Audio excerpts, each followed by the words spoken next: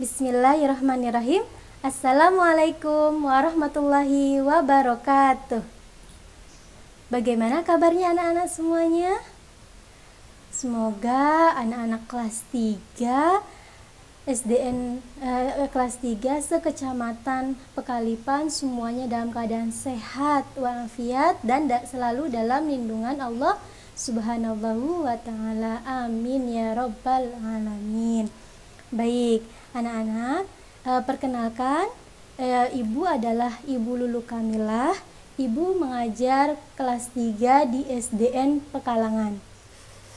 Baik, pada pembelajaran kita hari ini, Ibu akan membimbing kalian untuk belajar pada tema 1, subtema 4, pembelajaran 3 dan 4.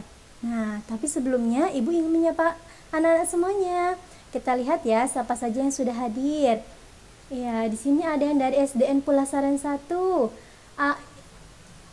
Iqmal, tadi siapa namanya ya? Oke, baik.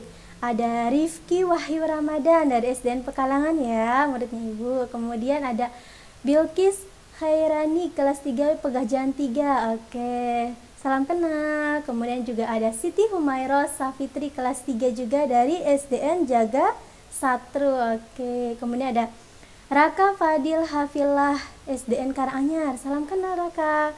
Kemudian ada Neng Miftahul Janah. Salam kenal juga.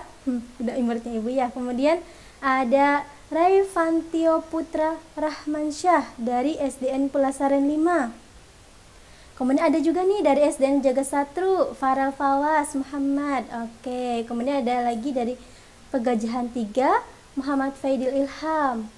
Pulasaran 5 lagi nih, Mutiara Fatimah Az-Zahra. Oh, nih ada yang dari SDN Pulasaran 4, Ezhar dari SDN Pulasaran 4. Kemudian ada siapa lagi ya? Oh, Ezhar udah siap ya? Oke. Anak-anak sudah pada menyiapkan alat tulisnya belum? Jangan lupa ya alat tulisnya, kemudian buku temanya, kemudian buku tulisnya juga disiapkan dahulu ya anak-anak ya. Oke.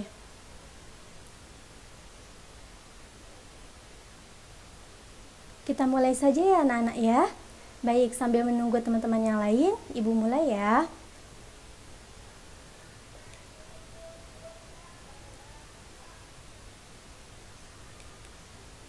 Baik, sama-sama kita menjaga diri dari rumah ya, dari masing-masing, untuk selalu menjaga kesehatan dengan cara mematuhi protokol kesehatan yang 5M. Pasti anak-anak sudah pada hafal semuanya ya.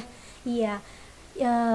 Yang pertama, memakai masker. Ya, memakai masker. Kemudian yang kedua adalah mencuci tangan dengan sabun di air yang mengalir. Yang ketiga adalah menjaga jarak. Yang keempat adalah menjauhi kerumunan. Dan yang terakhir adalah membatasi mobilitas atau keluar rumahnya dibatasi ya, kalau yang penting-penting saja. Baik. Anak-anak sudah siap belajarnya? Baik, sebelum kita mulai, alangkah baiknya kita membaca doa terlebih dahulu menurut kepercayaan dan agamanya masing-masing. Untuk yang agamanya Islam bisa ikutin seperti video berikut ini ya. Bismillahirrahmanirrahim. Raditu billahi rabba wa bil islami dina wa bi Muhammadin nabiyya wa rasula. Rabbi zidni ilman warzuqni fahman.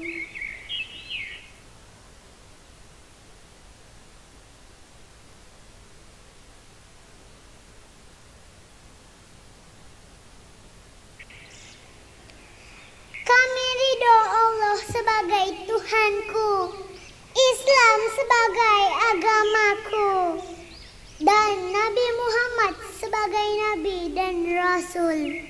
Ya Allah, tambahkanlah kepadaku ilmu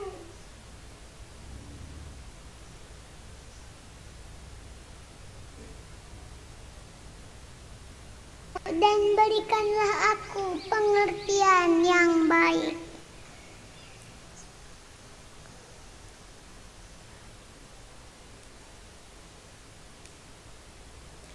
Baik, pada hari ini berikut adalah tujuan pembelajaran kita pada hari ini anak-anak ya. Hari ini kita akan belajar tentang bahasa Indonesia, kemudian SBDP dan PPKN. Yang pertama Indonesianya yaitu mengidentifikasi ide pokok dari informasi yang disajikan tentang pertumbuhan dan perkembangan tumbuhan berbunga. Kemudian yang kedua, pertumbuhan dan perkembangbiakan tumbuhan umbi. Kemudian di SBDP-nya anak-anak akan belajar tentang membuat karya dari macam-macam teknik potong. Dan pada pelajaran PPKN-nya anak-anak akan belajar tentang makna bersatu dalam keberagaman di sekolah. Baik, kita mulai yang pertama ya anak-anak ya. Oke, pertumbuhan dan perkembangan tumbuhan. Anak-anak pasti di lingkungan sekitar kita banyak sekali tanaman ataupun tumbuhan di lingkungan kita, baik di sekolah, di rumah, ataupun di lingkungan sekitar. Nah, anak-anak tahu tidak? Tumbuhan juga bertumbuh dan berkembang biak loh. Nah, bagaimana caranya? Simak baik-baik ya. Baik, perkembangbiakan tumbuhan bertujuan untuk melestarikan jenisnya atau jumlahnya. Jadi, perkembangbiakan tumbuhan ini nanti akan dibedakan menjadi dua. Ada perkembangbiakan secara generatif dan ada perkembangbiakan secara vegetatif. Kalau generatif, ingat-ingat ya, kalau generatif itu dilakukan melalui proses penyerbukan dan pembuahan.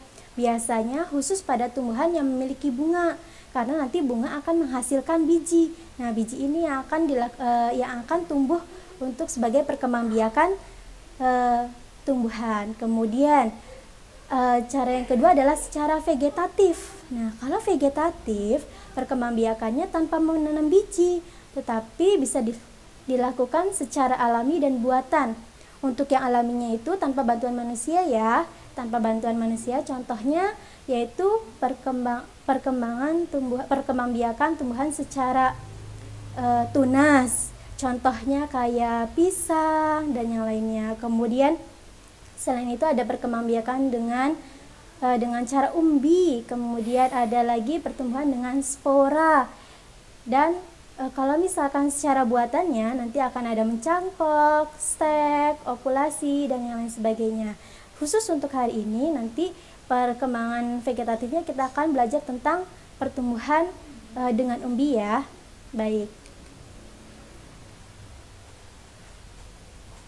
Anak-anak, kalian tahu bunga adalah bagian dari tumbuhan.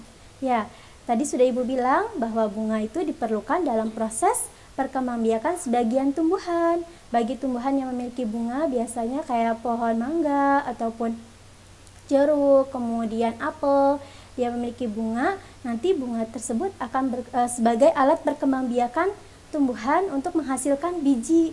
Ya, bijinya nanti akan dari buah dulu, kemudian nanti bijinya akan bisa digunakan untuk perkembangbiakan seperti itu. Dan bunga juga banyak sekali jenisnya. Anak-anak bisa melihat di sekitar lingkungan anak-anak ya. Ada bunga apa saja?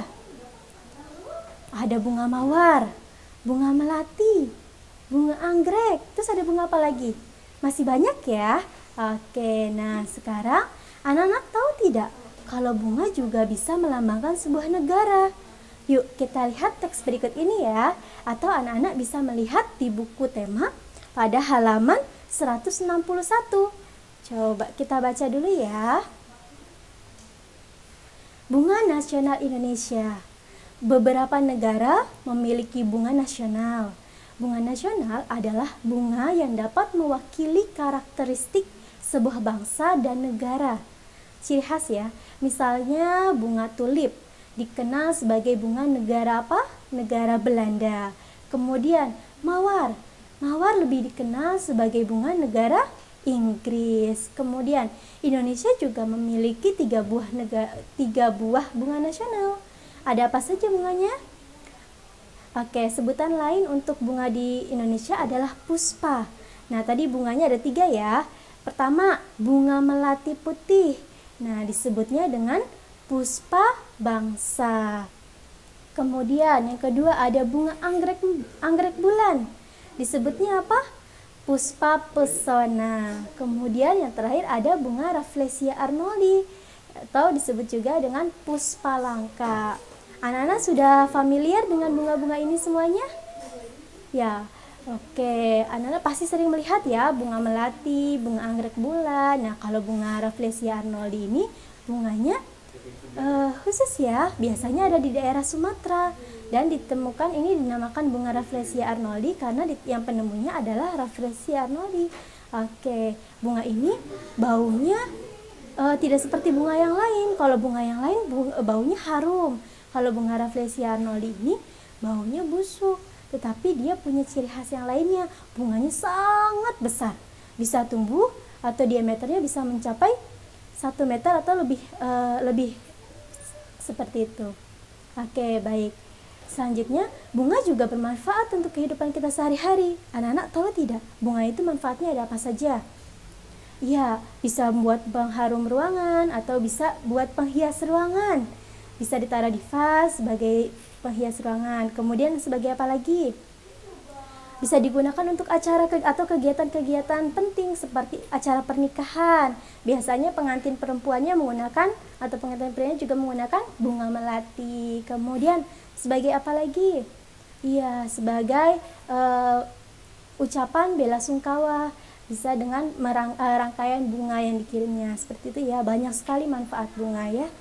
Kemudian anak-anak juga kita bisa berimajinasi dengan kerajinan mozaik berupa bunga. Nanti anak-anak akan menyaksikan tentang tayangan mozaik. Tapi sebelumnya anak-anak tahu tidak apa itu mozaik?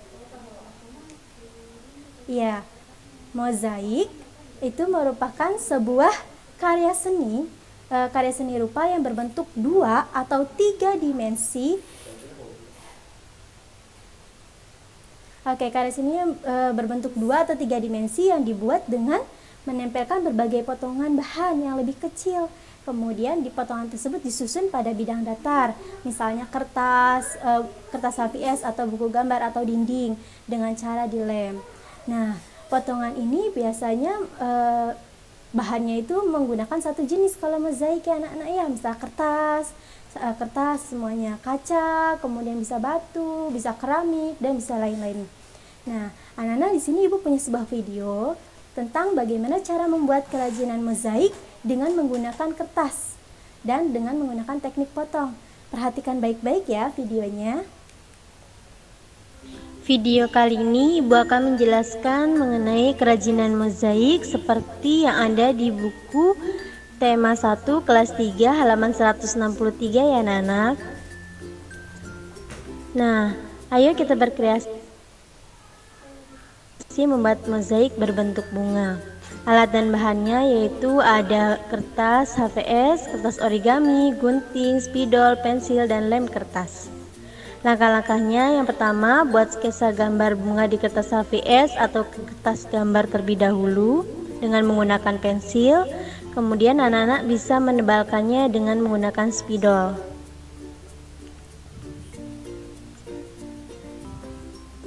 Setelah itu bisa menggunakan kertas origami atau HVS berwarna.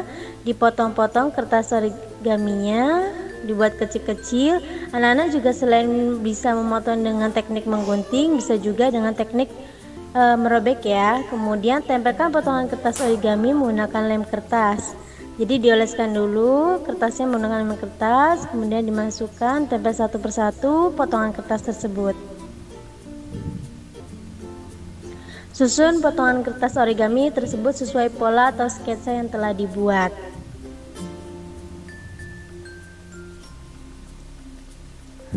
Lakukan pada setiap bagian gambarnya sampai semuanya terpenuhi oleh kertas origaminya.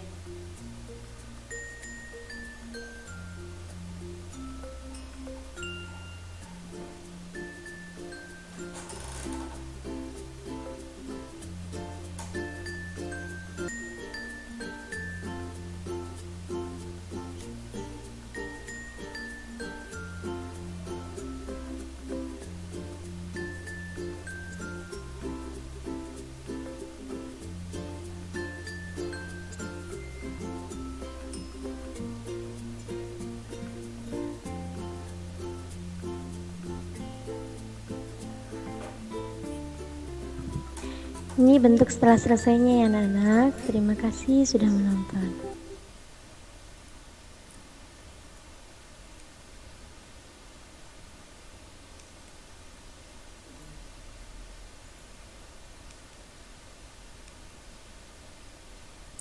Baik, tadi mudah sekali ya cara membuatnya ya anak-anak ya. Anak-anak juga bisa mempraktekannya di rumah dengan dibantu dengan orang tua. Bisa juga berkreasi gambarnya ya. Boleh ada daunnya, ada batangnya. Nanti anak-anak bisa mencobanya di rumah. Baik, sekarang kita akan belajar tentang perkembangbiakan tumbuhan dengan umbi. Anak-anak tahu tidak umbi itu apa? Sebenarnya anak-anak pasti sudah pernah melihat jenis-jenis umbi-umbian yang ada di rumah, ataupun anak-anak pernah melihatnya di swalayan ataupun dimanapun, di pasar, seperti itu ya. Kita simak dulu ya.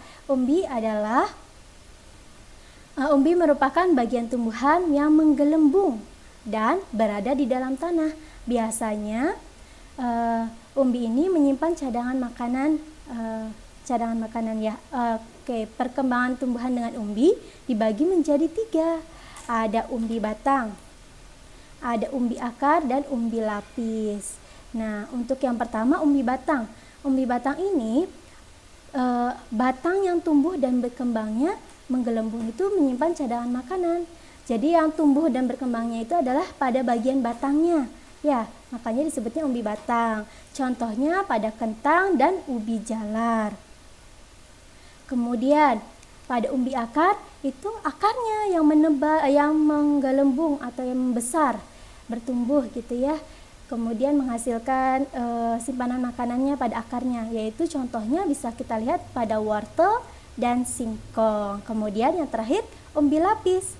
Nah, umbi lapis ini daunnya yang menebal ya anak-anak ya. Contohnya pada bawang merah dan bunga bakung. Seperti itu. Ingat baik-baik, perkembangbiakan tumbuhan dengan umbi bisa dilakukan dengan umbi batang, umbi akar, dan umbi lapis. Contohnya juga kalau batang itu kentang, umbi, kalau akar wortel sama singkong, kalau lapis bawang merah dan bunga bakung. Diingat-ingat ya anak-anak ya. Baik, selanjutnya kita akan belajar tentang makna bersatu dalam keberagaman di sekolah. Nah, anak-anak sekarang masih dalam suasana 17-an ya. Kemarin kita sudah melaksanakan memperingati ke Hari Kemerdekaan Indonesia, yaitu pada tanggal 17 Agustus. Nah, perjuangan Indonesia untuk meraih kemerdekaan itu sangat keras ya anak-anak ya. Kita tidak bisa meraih kemerdekaan kalau sendiri-sendiri. Oleh karena itu kita harus bersatu. Nah, para berjuang juga seperti itu, bersatu. Oleh karena itu kita juga harus mencontoh para pahlawan kita untuk selalu bersatu dalam kehidupan sehari-hari kita. Nah, di sini adalah makna bersatu dalam keberagaman di sekolah, karena setiap individu dilahirkan berbeda. Jenis kelaminnya ada yang perempuan, ada yang laki-laki, kemudian ada yang memiliki hobi yang berbeda, agamanya berbeda, kemudian ada yang memiliki kesukaan yang berbeda. Oleh karena itu kita harus bersatu ya anak-anak ya. Baik, coba kalian perhatikan gambar berikut ini. Ibu punya 2 buah gambar, ada gambar A dan ada gambar B. Kira-kira menurut kalian gambar manakah yang menunjukkan sikap bersatu? Coba ibu pengen tahu jawaban anak-anak ya. Silakan anak-anak kirim jawabannya di chat ya anak-anak ya. Coba pengen tahu siapa yang sudah menjawabnya.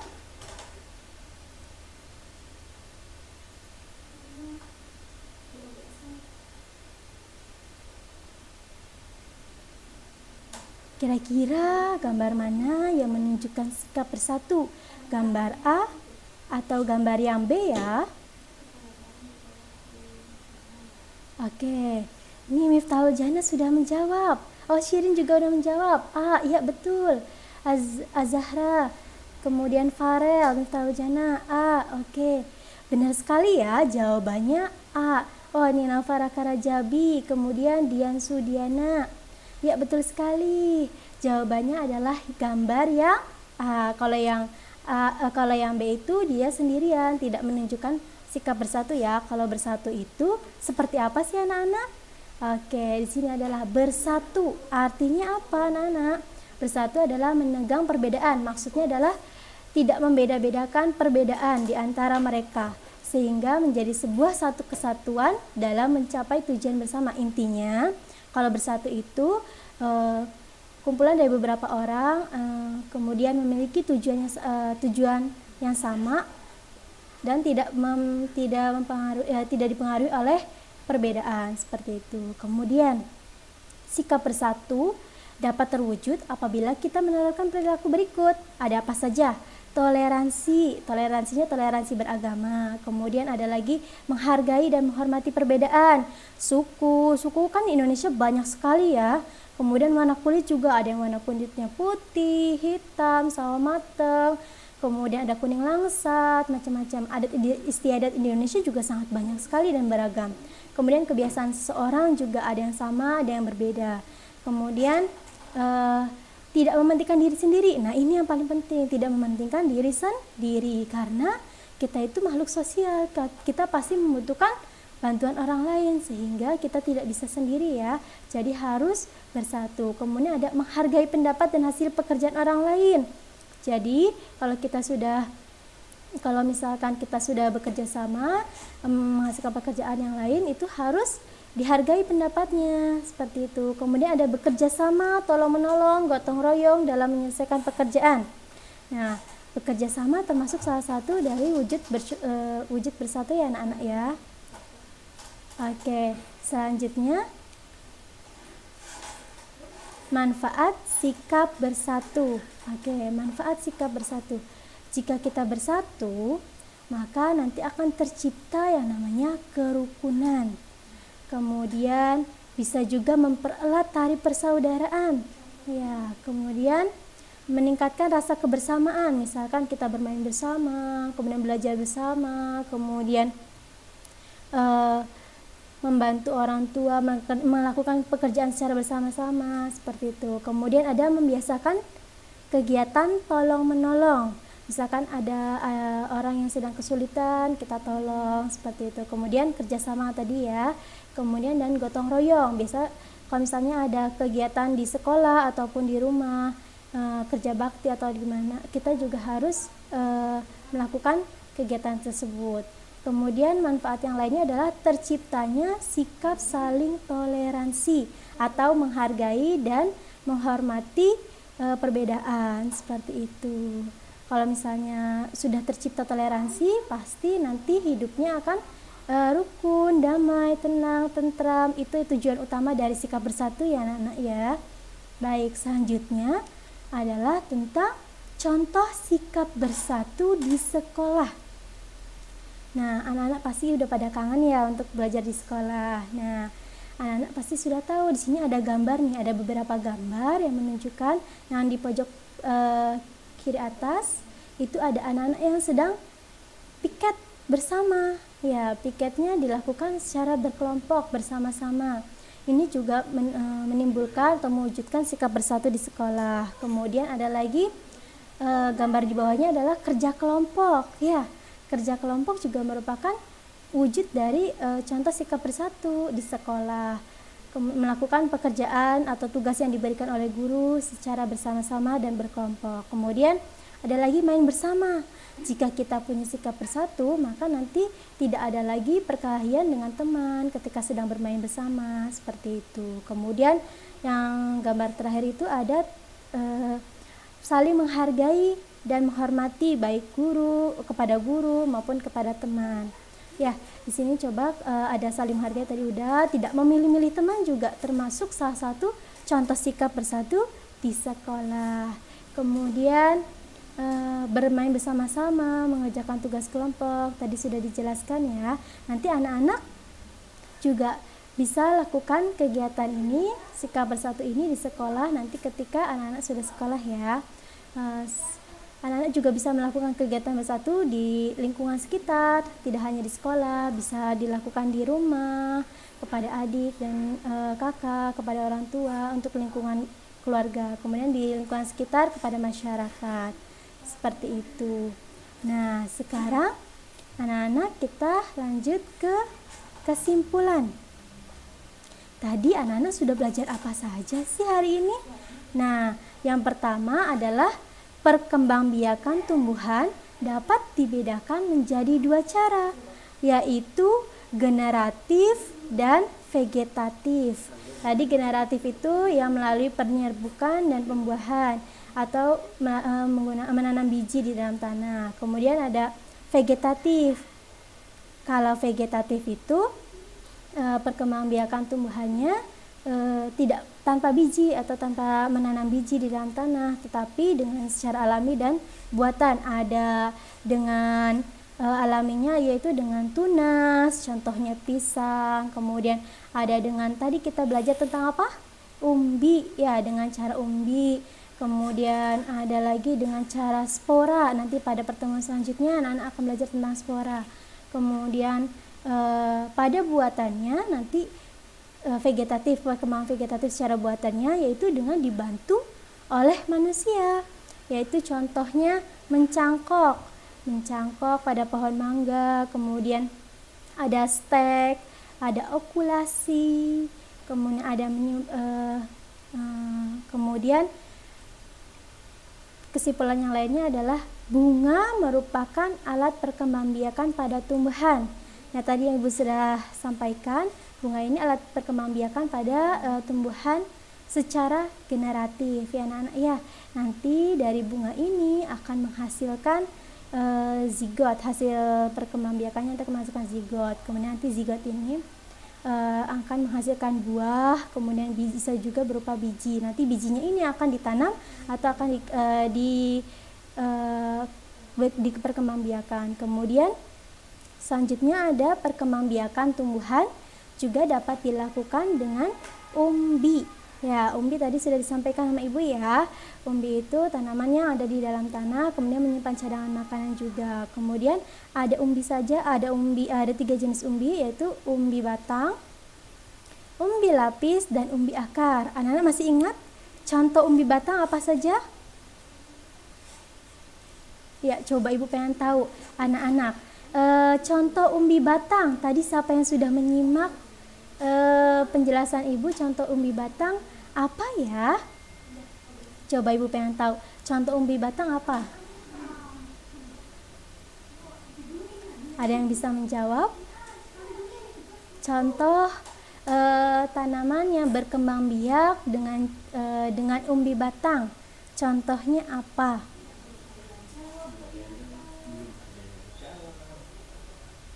Oke, coba Ibu pengen tahu ya.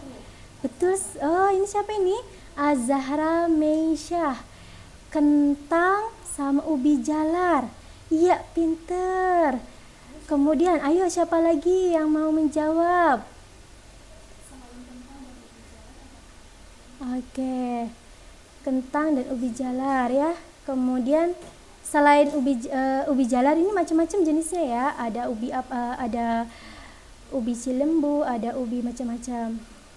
Oke, kemudian selanjutnya.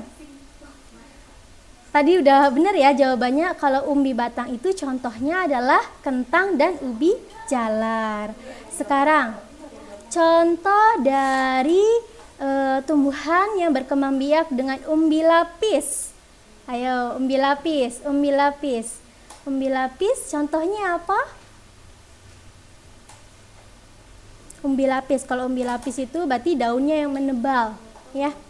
Contohnya bawang merah. Siapa ini? Miftahul Jannah. Kemudian ada apa lagi? Selain bawang merah ada apa lagi? Farel, benar bawang merah? Siapa yang tahu selain bawang merah contoh dari tanaman yang berkembang biak dengan umbi lapis? Iya, ini Azahra Meisyah, benar sekali ya. Bawang merah, bawang, kemudian juga bunga bakung. Ya, betul.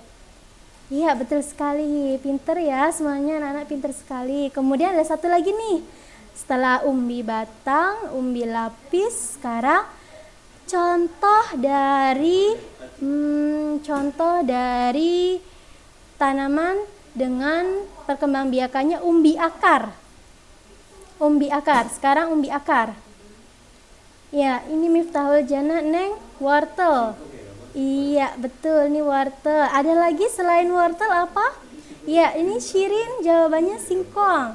Iya, betul. Ada. Oke, pinter-pinter ya anak-anak ya, semuanya ya. Oke, benar sekali.